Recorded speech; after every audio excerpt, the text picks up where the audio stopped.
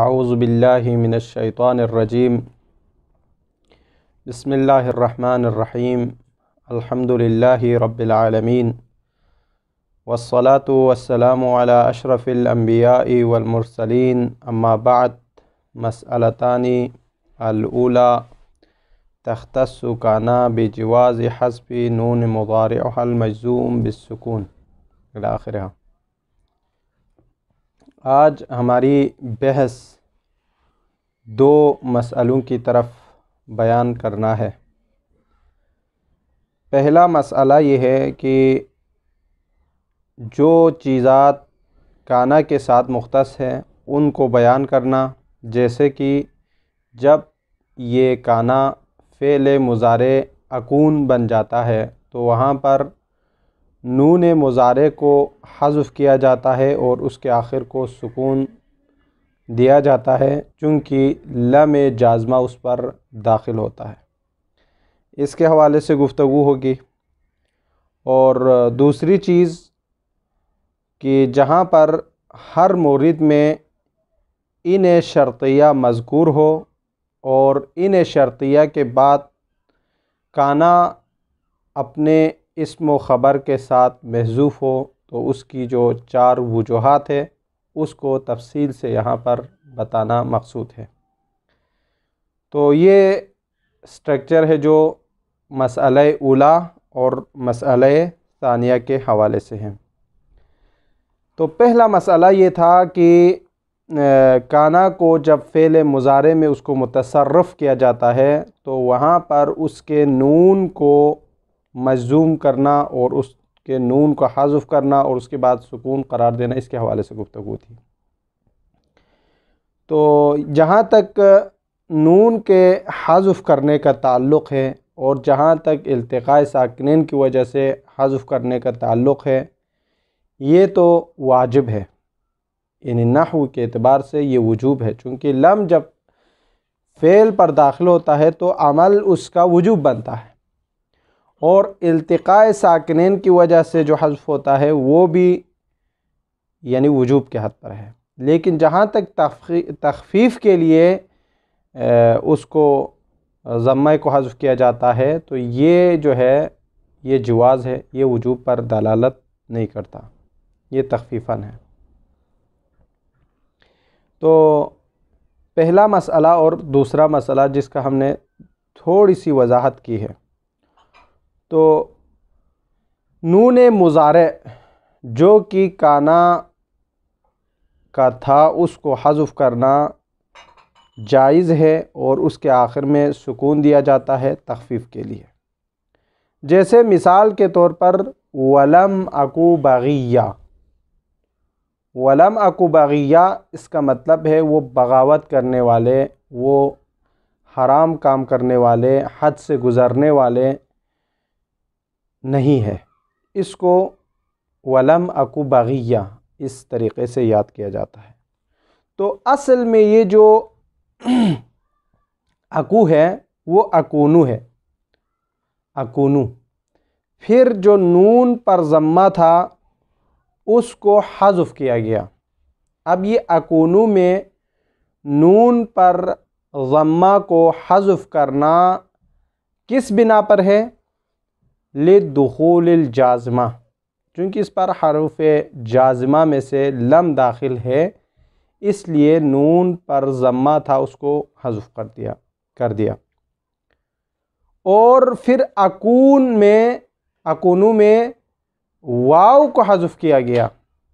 क्यों? चूँकि इल्तिक़ाए साकिनैन की वजह से, काफ और वाव के दरमियान।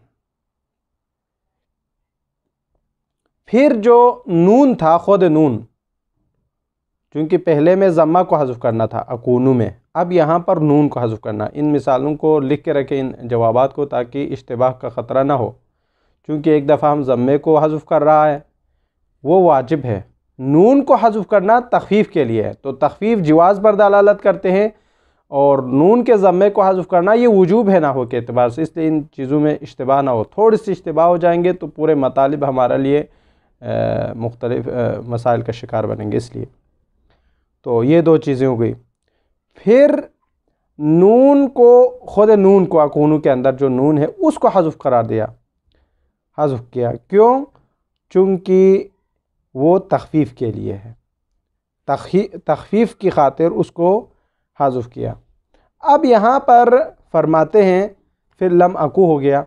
अब यहाँ पर ये जो नून को हज़फ करने की जब बारी आती है तो वहाँ पर यानी नून को हज़फ करना तख़फ़ीफ़ के लिए उस वक़्त होता है जब नून कोई ज़मीर नस्ब के साथ मुत्तसिल ना हो, एक, और नून किसी साकिन के साथ भी इत्तिसाल ना हो। ये शर्त है उसके लिए। यानी खुद नून को लम अकू बाग़ियन में अकूनू के अंदर जो नून है उसको हज़फ करने के लिए नून न ज़मीर नस्ब के साथ मुत्तसिल होना चाहिए न किसी साकिन के साथ। अगर वो किसी साकिन के साथ या नासिब के साथ, ज़मीर नस्ब के साथ अगर मुत्तसिल हो तो वहाँ पर जायज़ नहीं है।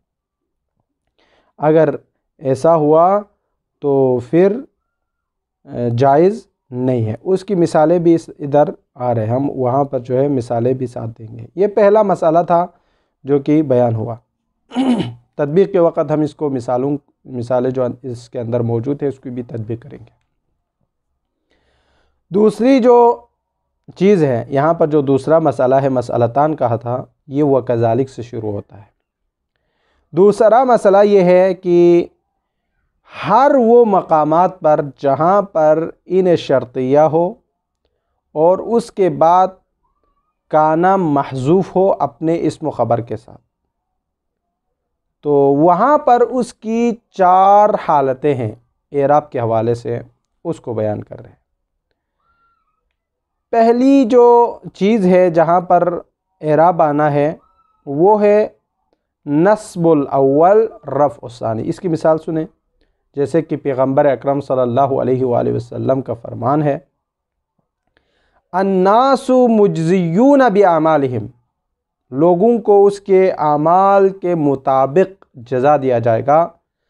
इन खैरन फ़खैरुन, अगर उनके अमाल अच्छे हैं तो जज़ाए खैर होगा।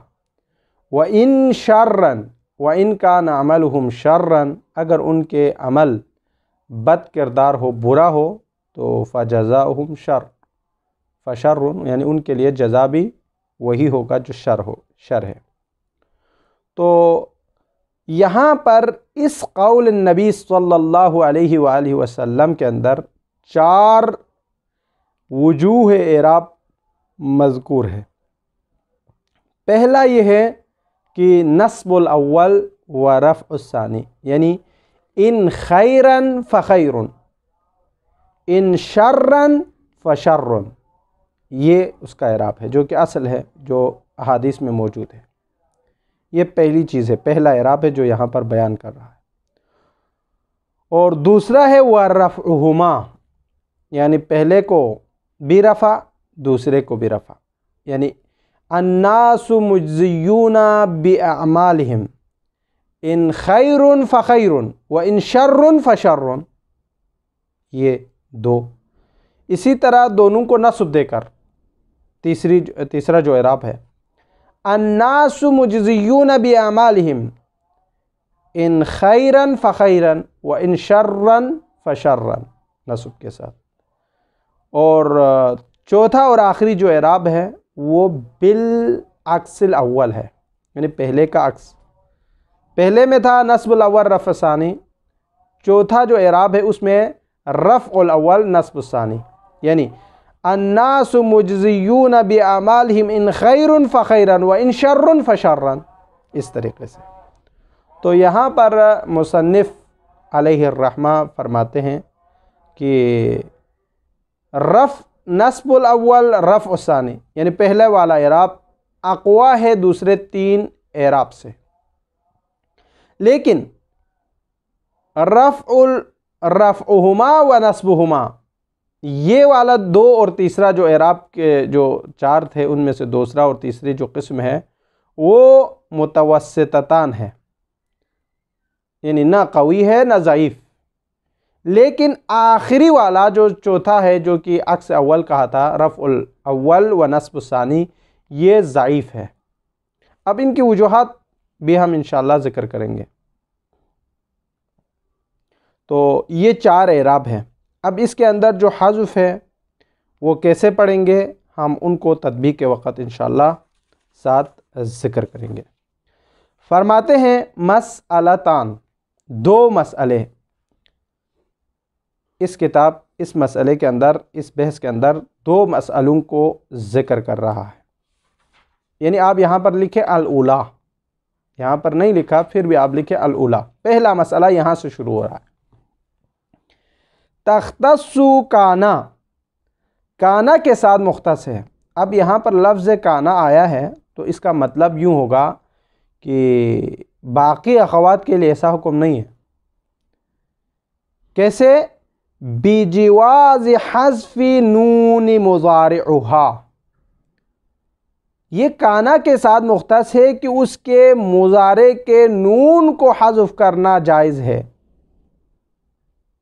यानी हज़्फ़ से मुराद आप यहाँ पर ये लिखें हज़्फ़ु ज़म्मा, ज़म्मे का हज़्फ़ करना ये वाजिब है। अल्लती फ़ौक़ नूनुल मुज़ारे, जो कि नून मुज़ारे के ऊपर है, यानी अकूनू के ऊपर। ये यहाँ पर इबारत कम है, इस इबारत को आप क्लियर करें ताकि मतलब मफ़ाहिम मुकम्मल समझ में आ जाए। तो नून मुज़ारे जो कि काना का फ़ेल मुज़ारे है, उसके नून पर जो ज़म्मा है उसको हज़्फ़ करना वाजिब है। क्यों वाजिब है? चूँकि लम का दाखिल होना, लम जब फ़ेल मुज़ारे पर दाखिल होता है तो वो अमल करता है, अमल वजूबी होता है। यानी कि आप फ़ेल मुज़ारे पर लम को दाखिल करें और उसके बाद जो है ख़ामोश हो जाए और उसके लिए अमल ना दे, ये जायज़ नहीं है। हज़्फ़ु नून मुज़ारिअहा अल-मजज़ूम बिस्सुकून, जो कि जज़्म के साथ है और बिस्सुकून साकिन के साथ है। अब ये जो यहाँ पर है एक सुकून को हज़्फ़ करना। अब ये सुकून जज़्म और सुकून के साथ क्यों पढ़ते हैं? चूँकि ये तख़फ़ीफ़ के लिए है। अकून, चूँकि वो अकून को तख़फ़ीफ़ के साथ ना पढ़े तो इल्तिक़ाए साकिनैन है काफ और वाव के दरमियान, इसलिए ये करना होते हैं। नहwu जैसे कि वलम अकू बग़िया, इन मिसालों को ज़रा गौर से सुनिए। वलम अकू बग़िया में असल जो है अकूनू है, असल अकूनू है, और यहाँ अकूनू में नून पर ज़म्मा है, उसको हज़्फ़ किया है। और ये हज़्फ़ करना वजूबी है चूँकि लम का उस पर दाखिल होना है एक, और वाव को हज़्फ़ किया है अकूनू में। ठीक है, पहले नून के ज़म्मा को हज़्फ़ किया हरफ़ जाज़मा के दुखूल पर, दूसरा जो है वाव को हज़्फ़ किया इल्तिक़ाए साकिनैन की बिना पर। यह भी वाजिब है चूँकि वाव और काफ के दरमियान इल्तिक़ाए साकिनैन हो रहा था। फिर उसके बाद जो है ख़ुद नून को ही हज़्फ़ कर दिया। क्यों हज़्फ़ किया? दलील क्या है? लित्तख़फ़ीफ़, चूँकि कलाम अरब में सक़ील नहीं बोला जाता। अरबी का मतलब यह है कि आसानी के साथ ज़बान से अदा हो, अल्फाज, मानी, मतलब दूसरे लोग आसानी से समझ सकें, तो इसलिए नून को भी हज़्फ़ किया। तो ये ज़बान पर आसान हो गया। वलम अकू बग़िया, वलम अकून बग़िया, ये थोड़ा सा सक़ल होता था, लिसान, सक़ल लिसानी जिसे कहते हैं, लेकिन इस बिना पर तख़फ़ीफ़ के लिए उसको हज़्फ़ किया। और ये तख़फ़ीफ़ के लिए जो हज़्फ़ करना ये जवाज़ है। तो फिर बन गया वलम अकू बग़िया, वलम अकू बग़िया। यहाँ तक बात ख़त्म हो गई। अब यहाँ पर फरमाते हैं बिशर्त अदम इत्तिसालिही बिज़मीर नस्बिन, ये जो नून साक़ित करने वाला है उसके अंदर नहीं रखा जाता, हज़्फ़ किया जाता है, उसको तभी हज़्फ़ करना जायज़ है जब ये नून किसी ज़मीर नस्ब के साथ मुत्तसिल ना हो। एक, वला साकिनिन, न किसी साकिन के साथ, हरफ साकिन के साथ, यानी मतलब न किसी हरफ साकिन के साथ वो मुत्तसिल हो। यानी बइबारत दिगर, अगर वो ज़मीर नस्ब के साथ मुत्तसिल हो नून, एक, अगर वो नून ज़मीर हरफ साकिन के साथ मुत्तसिल हो तो वहाँ पर हज़्फ़ करना जायज़ नहीं है। यहाँ पर देखो वलम अकु बागिया में नून हज़्फ़ हुआ अकूनु में, क्यों? चूँकि यहाँ दोनों चीज़ें नहीं है, ना यहाँ पर हर्फ साकिन के साथ नून मुत्तसिल था, ना यहाँ पर नून ज़मीर नस्ब के साथ मुत्तसिल था, दोनों नहीं थे, तो इसलिए नून को हज़्फ़ किया और जायज़ हुआ। लेकिन जहाँ पर नून के साथ ज़मीर नस्ब हो या बाइबारत दीगर नून के साथ साकिन और हर्फ साकिन मिला हुआ हो, तो उस सूरत में वहाँ पर नून का हज़्फ़ करना जायज़ नहीं है। अब यहाँ इसकी मिसालें मौजूद हैं, जैसे वमिन सम्मा, यहाँ से फरमाते वमिन सम्मा लम यजुज़, यानी वमिन सम्मा लम यजुज़, यानी अगर नून फ़ेल मुज़ारे अकून के साथ ज़मीर नस्ब हो एक या हर्फ साकिन हो दो, इन सूरतों में जायज़ नहीं है नून का इस्क़ात करना। वमिन सुम्मा लम यजुज़ इस्क़ात नून लिफ़िअलिल मुज़ारे यकून और अकून। ठीक है, ये आप लिखे इबारत में, जैसे नहू मिसाल के तौर पर लम यकुनहु। अब ये यहाँ मिसाल में गौर करें, यकुनहु, यकुन क्या है? फ़ेल मुज़ारे हैं। ये यकुन फ़ेल मुज़ारे मुत्तसिल है नून के साथ। ठीक है, यानी यकुन जो कि फ़ेल मुज़ारे हैं नून के साथ है, और ये नून हा के साथ मुत्तसिल है, जो कि यकुनहु, हा के साथ नून क्या है? बिल्कुल मुत्तसिल है, और नून है हा के साथ मुत्तसिल और हा है ज़मीर नस्ब।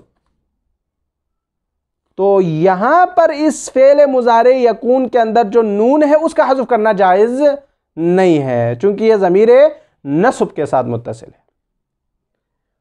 लम यकुनहु, अब यहाँ पर हु जो है ख़बर काना है, ठीक है, ज़मीर नस्ब, ये पहली मिसाल।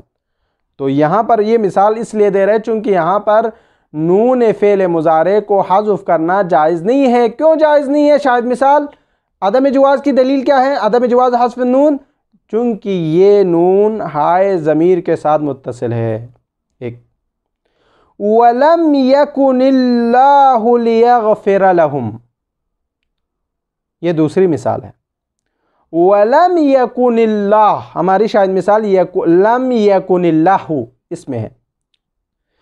यहाँ पर फ़ेल मुज़ारे में आपने अभी अभी कहा नून को हज़्फ़ करना जवाज़ है तख़फ़ीफ़ के लिए। यहाँ पर फ़ेल मुज़ारे काना है, लेकिन फिर भी इसके बावजूद यकून फ़ेल मुज़ारे में नून का हज़्फ़ करना जायज़ नहीं है।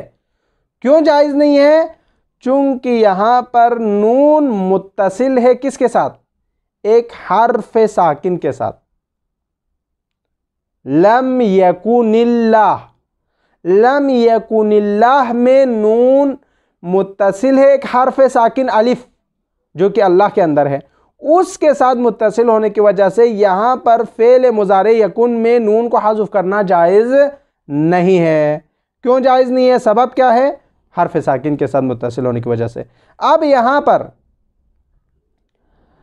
कैसे जायज़ नहीं है? चूँकि लिखने में तो ये अलिफ आ रहा है, लेकिन पढ़ने में ये अलिफ जो है हमारे ज़बान पर नहीं आते हैं, यानी ये लाम अल्लाह के साथ जो कि हर्फ साकिन है मुत्तसिल है, चूँकि यहाँ पर अलिफ जो है यस्कुत फि दरज, पढ़ने में गिर जाता है, यानी वो पढ़ा नहीं जाता, इसलिए। तो यहाँ पर भी फ़ेल मुज़ारे में जो आने वाला नून है काना का, उसमें नून का हज़्फ़ करना जायज़ नहीं है। ये बात क्लियर हो गई, ख़त्म हो गई, मसला उला ख़त्म हो गई।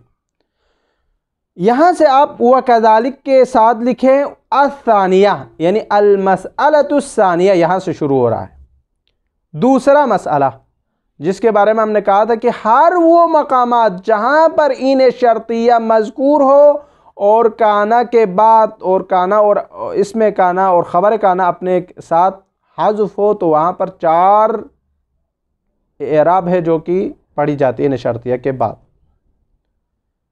जैसे कि कौल नबी है सल्लल्लाहु अलैहि वसल्लम व कज़ालिक, इसी तरह, यानी व कज़ालिक आप यूँ लिखे वयजूज़ु लक फ़ी कुल्लि मौज़िअन ज़ुकिरा फ़ीहि इन शर्तिय्या व कान बअद इन कान महज़ूफ़न मअ इस्मिहा व ख़बरिहा। हर वो मकाम जहाँ पर इन शर्तिया मज़कूर हो और इन शर्तिया के बाद काना और उस इसमें काना या ख़बर काना उसके साथ महज़ूफ़ हो, उसके हवाले से। जैसे नहवु क़ौलुन नबी सल्लल्लाहु अलैहि वसल्लम अन्नासु मुजज़ियून बिअमालिहिम इन खैरन फ़खैरुन व इन शर्रन फ़शर्रुन। अब यहाँ पर काना अपने इस्म और ख़बर के साथ महज़ूफ़ है इन शर्तिया के बाद। ये फरमाते हैं अर्बअतु औजुहिन। यहाँ पर इस क़ौल नबी सल्लल्लाहु अलैहि वसल्लम के यहाँ एराब पाए जाते हैं चार तरीक़ों से इसको पढ़े जाते हैं। पहली चीज़, पहला एराब ये है नस्बुल अव्वलु व रफ़्उ सानी। पहले को नस्ब, दूसरे को रफ़ा के साथ। यानी कैसे? जैसे मशहूर तरीक़ा जो कि हदीस की किताबों में इसी तरह आया है, जैसे यहाँ पर लिखा हुआ है। पहली किस्म यही है, अन्नासु मुजज़ियून बिअमालिहिम इन खैरन फ़खैरुन व इन शर्रन फ़शर्रुन। यानी नस्बुल अव्वल रफ़्उ सानी। अब आप इसको अगर तकदीर को निकाल कर पढ़ना चाहते हैं तो यहाँ पर क्या चीज़ तकदीर है, इसको ज़हन में रखें। यानी अन्नासु मुजज़ियून बिअमालिहिम इन कान अमलुहुम खैरन फ़यकूनु खैरुन व इन कान अमलुहुम शर्रन फ़यकूनु शर्रु अमलुहुम। तो ये पहला जो है शर्रु जज़ाहुम, तो ये जो है पहला एराब है जो कि नस्बुल अव्वल रफ़्उ सानी के साथ। अब यहाँ पर ये पहला तरीक़ा हो गया जो बयान हुआ है। दूसरा तरीक़ा ये है कि वरफ़उहुमा, ये दूसरा एराब है। यानी पहले को भी रफ़ा, दूसरे को भी रफ़ा। यानी कैसे पढ़ेंगे? अन्नासु मुजज़ियून बिअमालिहिम इन खैरुन फ़खैरुन व इन शर्रुन फ़शर्रुन। अब आप इसको तकदीर से निकाल कर पढ़े, तकदीर में रखा हुआ था, तकदीर में क्या चीज़ है वो आप इस तरीक़े से पढ़े।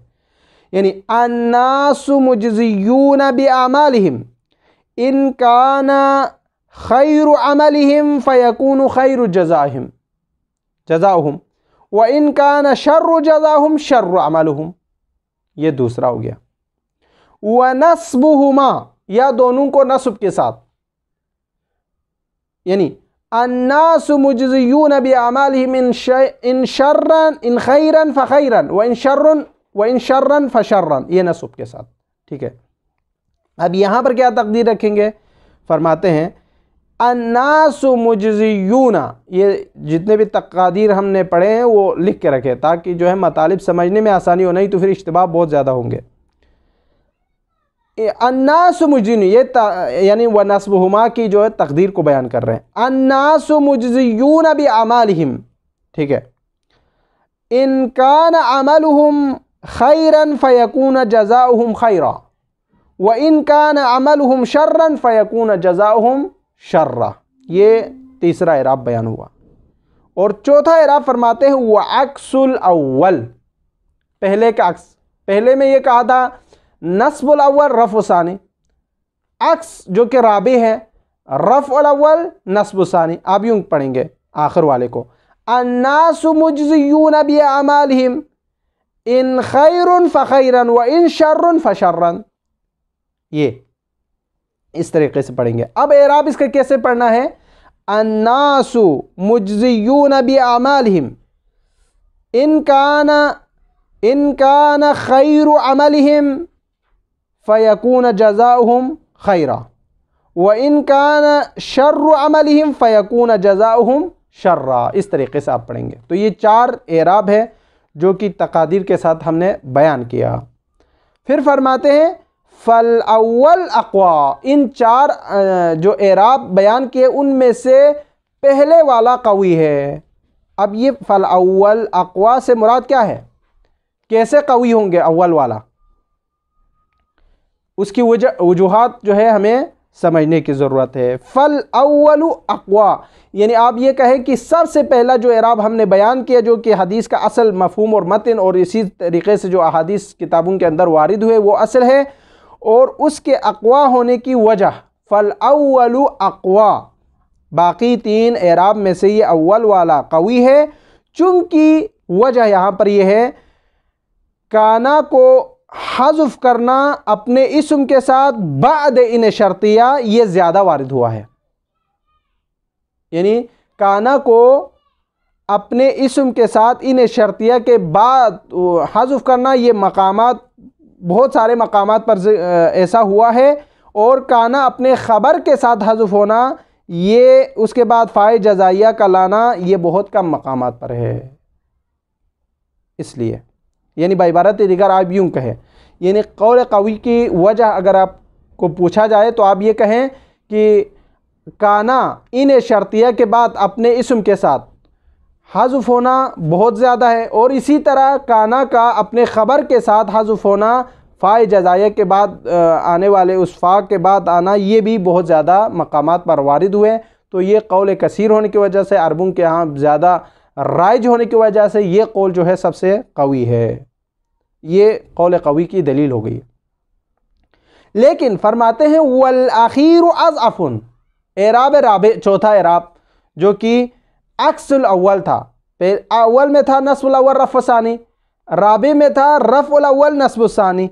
ये जो है अज़अफ़ है, 3 एराब में से सबसे ज़ईफ़ तरीन एराब ये एराब है, जो अगर आप पढ़ना चाहते हैं ठीक है पढ़ सकते हैं, लेकिन ज़ईफ़ में से है। क्यों ज़ईफ़ है? चूँकि काना का अपने ख़बर के साथ हज़फ करना इन शर्तिया के बाद, और काना का अपने इस्म के बाद फ़ाए जज़ाइया को लाकर उसको हज़फ करना, ये जो है बहुत ही कम मवारिद में ऐसा वाक़या हुआ है, इसलिए इसको ज़ईफ़ करार दिया है। यानी शाज़ व नादिर कलाम अरब में ये वाक़या हुआ है। बाइबारत दीगर फिर सुने ताकि ये जहन में महफूज हो सके। काना का अपने ख़बर के साथ इन शर्तिया के बाद हज़फ होना बहुत ही कम मौरिद है। इसी तरह काना का अपने इस्म के साथ फ़ाए जज़ाइया के बाद हज़फ होना ये भी बहुत कम मवारिद में है, इसलिए इसको अज़अफ़ करार दिया है। ये दूसरी जो दलील है अखीर अज़अफ़ होने की, यानी एराब राबे का ज़ईफ़ होने की दलील ये है। और आगे फरमाते हैं वल मुतवस्सितान वल मुतवस्सितानी मुतवस्सितान, बाकी जो मुतवस्सित में 2 है उसका एराब ना कवी है ना ज़ईफ़ है, बल्कि मुतवस्सित बिल मुतवस्सित है, यानी दरमियान दरमियान का है। ना उसको हम कवी एराब कहा जा सकता है, ना उसको हम अज़अफ़ करार दिया जा सकता है। मुतवस्सित का माना यह है ला कवियानी वला ज़ईफ़ान, ना उसको कवी में शुमार कर सकते हैं ना हम उसको ज़ईफ़ में शुमार कर सकते हैं। ये कौन सा एराब है? एराब सानी और एराब सालिस है, यानी रफ़उहुमा व नस्बुहुमा, ये है, ना वो कवी है ना वो ज़ईफ़ है। अब यहाँ पर एराब सानी यानी रफ़उहुमा मुतवस्सित होने की दलील पहले बयान करेंगे हम। अब ये रफ़उहुमा में लकीर खींच कर आप लिखे, ये जो ज़ईफ़ मुतवस्सित होने की दलील यानी रफ़उहुमा ज़ईफ़ मुतवस्सितान, इसकी दलील क्या है? फरमाते हैं चूँकि अक्सर व बेशतर, यानी अम्र कलील में भी और अम्र कसीर में भी, दोनों तरीक़ों से ये आया हुआ है कि काना अपने ख़बर के साथ इन शर्तिया के बाद में वारिद होना न ज़्यादा है न कम है। यानी बाइबारत दीगर अब यूँ कहें कि काना का अपने इस्म ख़बर के बाद इन शर्तिया के बाद हज़फ होना न ज़्यादा वारिद हुआ है न कम वारिद हुआ है। जहाँ तक कलील का ताल्लुक़ है आप यूँ भी कह सकते हैं, यानी आप यूँ कहें काना का अपने ख़बर के साथ हज़फ होना इन शर्तिया के बाद कलील है, लेकिन काना का अपने ख़बर के साथ हज़फ होना फ़ाए जज़ाइया के बाद हो ये ज़्यादा है। एक ये मुतवस्सितान की दलील है। और नस्बुहुमा मुतवस्सित होने की दलील क्या है?